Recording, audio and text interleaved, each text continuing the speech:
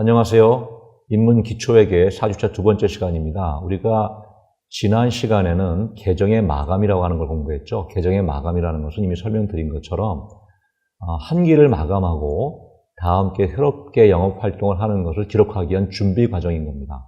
그래서 영구계정과 임시계정의 마감이라는 걸 배웠으니까 여러분들이 그것들을 잘 정리하셔서 재무제표의 마감이 어떻게 되는지를 다시 한번 점검하시길 부탁드리겠습니다. 자, 이번 시간에는요, 정산표라는 내용을 가지고 공부를 해보겠는데요. 정산표는 말 그대로 정밀하게 계산하는 표다. 이런 의미를 가지고 있습니다. 자, 정산표라는 것은 어떤 개념인가 하고 정산표를 어떻게 만드는지를 사례를 통해서 공부를 해보도록 하겠습니다. 자, 정산표가 뭐냐 하는 걸 생각해 보시면 되는데 이미 직역은 해드렸죠. 정밀하게 계산하는 표다. 이런 의미를 가지고 있는데 정산표라고 하는 것은 우리가 재무제표를 쭉 만드는 과정에서 맨 처음에 거래라고 하는 것이 생기면, 그죠? 거래 분석을 통해서 이거를 분계를 했죠? 분계를 한 다음에 총계정 원장에 전기를 했습니다. 전기를 해서 여기서 잔액들을 모아서 사실은 재무제표를 만들었는데,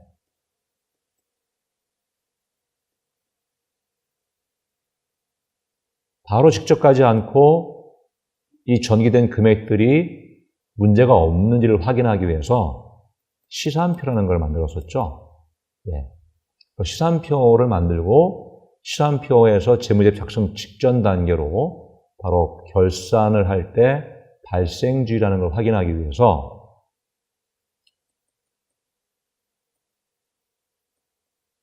수정 분계라는 걸 했었습니다. 수정 분계를 전으로 해서 시산표를 두 번 만들게 되는데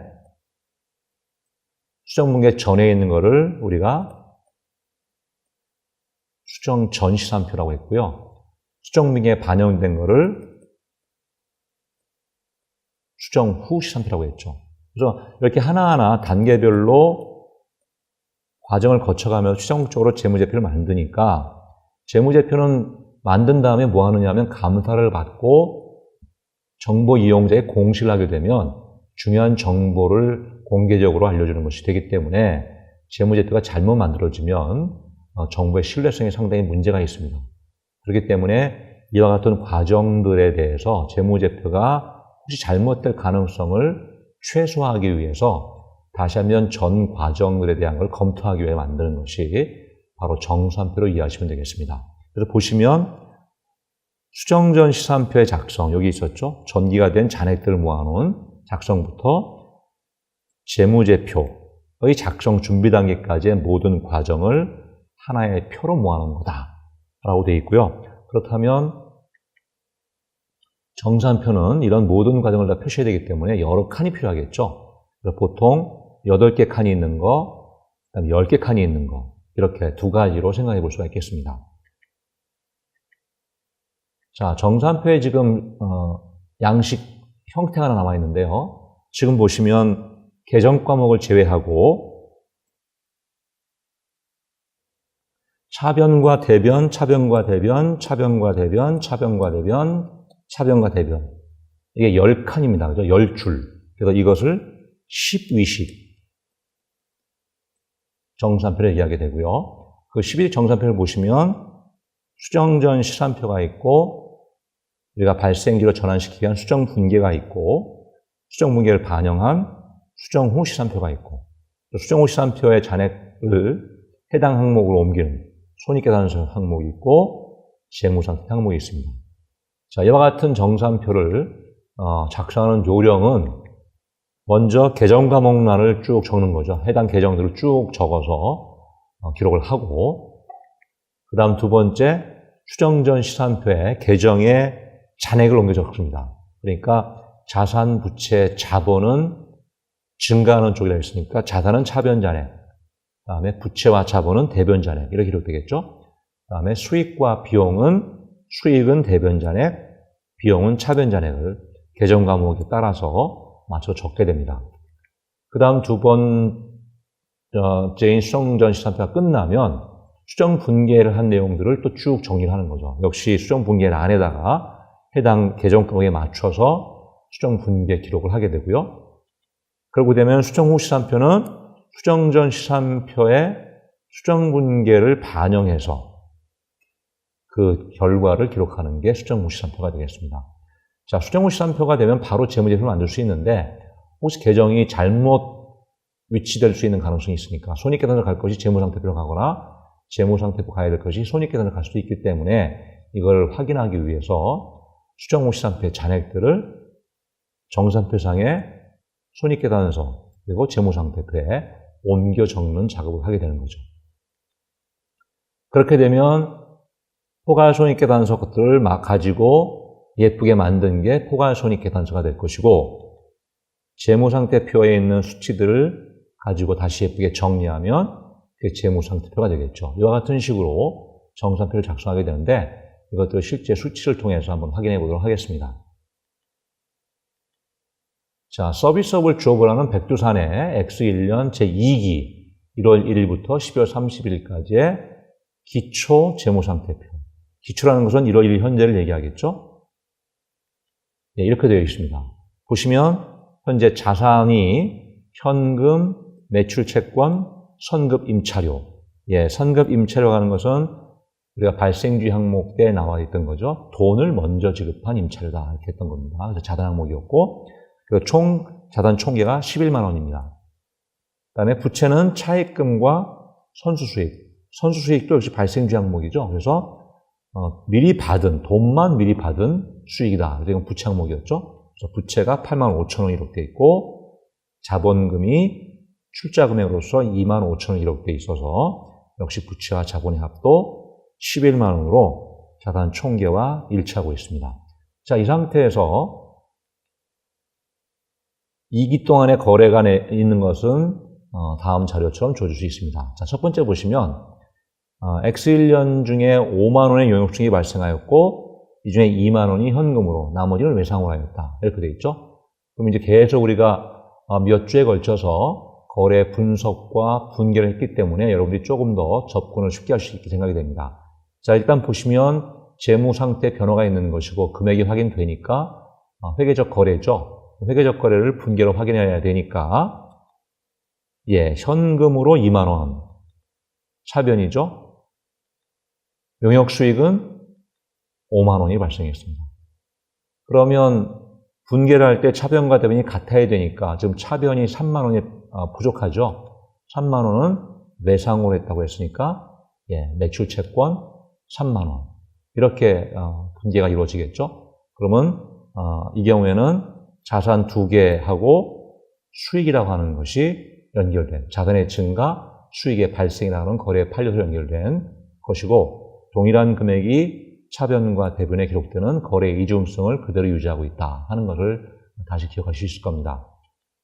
자, 두 번째 보시면 재무상태표에 2만 5천 원이라고 하는 차입금이 있었습니다. 그 중에서 1만 5천 원을 갚았다 이렇게 되어 있으니까 갚으려면 돈을 지급해야 되겠죠. 그래서 이것은 현금이 감소할 것이고 그다음에 부채를 갚았으니까 부채가 감소하는 그래서 부채 감소 자산의 감소라고 하는 거래로 연결이 되겠네요. 자, 분계는 예, 부채 감소는 차변이니까 차입금 감소를 차변에 기록하고 자산의 감소는 대변이니까 동일한 금액을 대변에 기록함으로써 차입금의 잔액이 2만 5천 원에서 1만 5천이 줄어서 1만 원만 지금 갚지 못한 상태가 되겠습니다. 자, 세 번째 보시면 X1년도의 기초 매출 채권이 모두 현금으로 회수되었다. 자, 매출 채권의 회수 금액은 기초 재무제표를 보시면 3만 5천 원의 매출 채권이 있었죠. 이걸 회수했으니까 자산의 증가, 현금 3만 5천 원 차변, 매출 채권은 회수가 됐으니까 자산의 감소 3만 5천 원 이렇게 기록을 했겠죠. 자, 네 번째 보시면 X1년에 급여 4만 원이 발생하였고 이 중 2만 5천 원만 현금 지급하였다.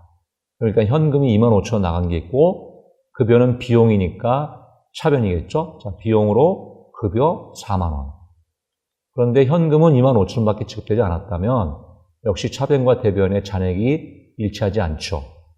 나머지 1만 5천 원은 뭔가요? 예, 지급하지 못한 비용이죠. 그래서 미지급 급여라고 하는 부채로서 결산 수정분기에 해당하는 금액이 되겠습니다. 이 금액을 15,000원 적어주면 차변의 금액과 대변의 금액이 일치가 되겠죠.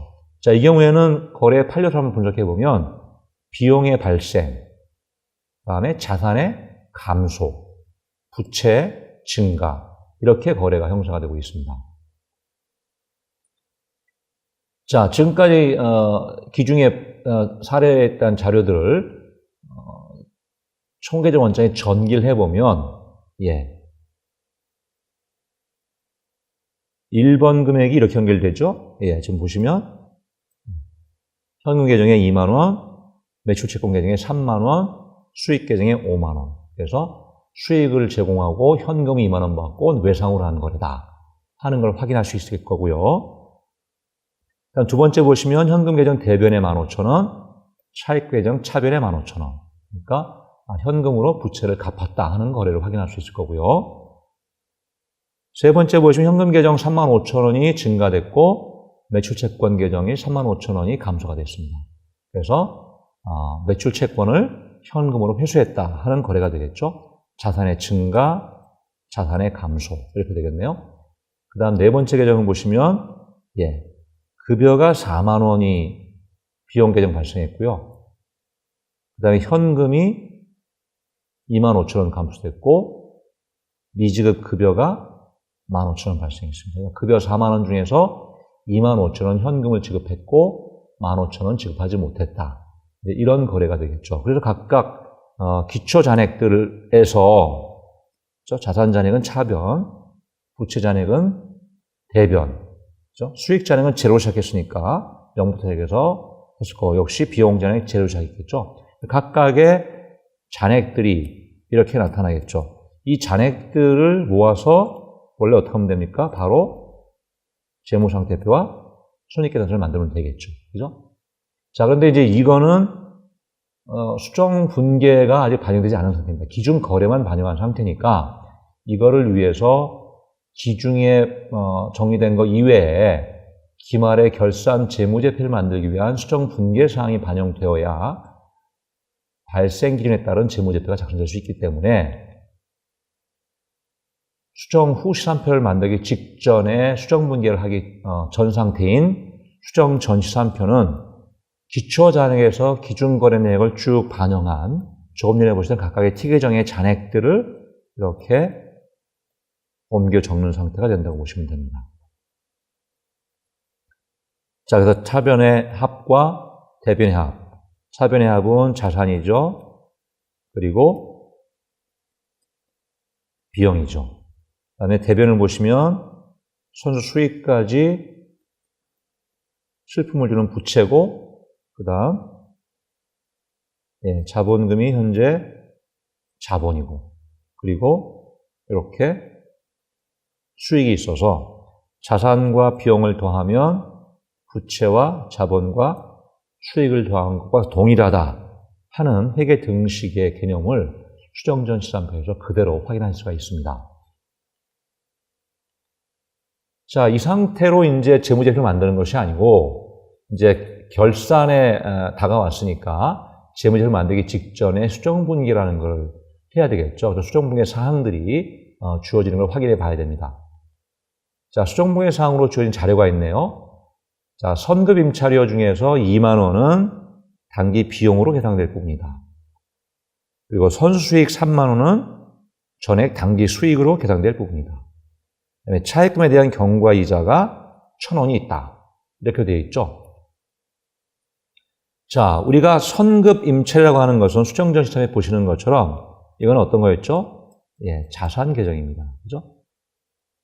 자, 근데 2만 원을 단기 비용으로 계산될 뿐이라고 하는 것은 이제 2만 원은 임차료를 내고 임차한 부분을 사용함으로써 수익 활동을 했을 것이고 수익이 발생했으면 거기에 대한 비용을 대응시켜야 된다 하는 관점의 개념일 거고요. 그다음에 선수 수익은 수익인데 돈만 미리 받은 수익이다 이런 얘기죠. 그래서 이거는 부채였습니다. 여러분 다시 한번 상기시켜 보시면 수익을 인식하기 위해서 조건이 두 가지가 있었죠. 첫 번째가 의무를 이행했느냐. 두 번째는 금액적으로 이게 측정이 가능하냐. 그죠? 이 두 가지가 동시에 만족될 때 수익을 인식한다고 했는데, 선수 수익이라고 하는 이름은 바로 금액은 확정이 되고 측정할 수 있지만 돈만 받았다. 의무를 이행하지 않은 거니까 수익이 아닌 거죠. 그런데 돈을 받아놓고 아마 그 이후에 의무가 이행됐나 보죠. 그러니까 단기 수익으로 계산된 부분이다 하는 자료를 준 겁니다. 자, 차입금에 대한 경과이자는 기간의 경과라고 하는 것 때문에 이자 비용을 계산해야 된다 하는 거죠. 자, 이와 같은 세 가지 자료에 대한 수정 분계를 어떻게 할 것인가 하는 것들 여기 한번 생각을 해보실 필요가 있겠습니다. 예, 이와 같은 자료들을 미리 보여드리고 여러분들이 이걸 어떻게 수정 분계할 것인가를 고민해 보시고 이 고민한 부분을 가지고 우리가 다음 시간에 정산표를 만드는 작업을 계속해 보도록 하겠습니다. 수고하셨습니다.